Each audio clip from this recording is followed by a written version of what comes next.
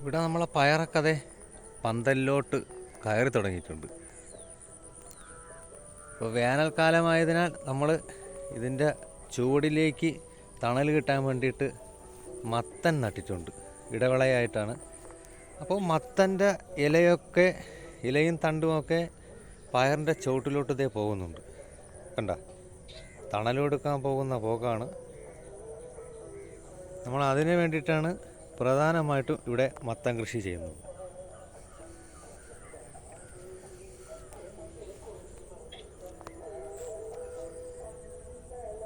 ഇത് രണ്ടും 25 ദിവസം പ്രായമായതാണ് കേട്ടോ. ഇവിടെ നമ്മൾ പരീക്ഷണാടിസ്ഥാനത്തിലാണ് ഇവിടെ 10 വർഷമായി കൃഷി ചെയ്യുന്നത്.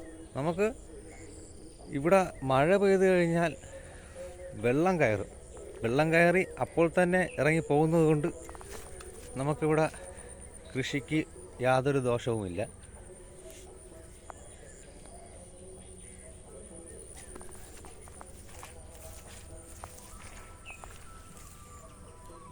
ഇവിടെ കണ്ട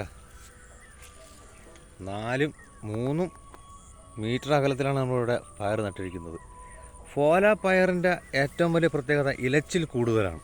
അപ്പോൾ നമ്മൾ നല്ല അകലം പാലിച്ചില്ലെങ്കിൽ സൂര്യപ്രകാശം ഏൽക്കാതെ കായ് ഫലം കുറയും. നമ്മൾ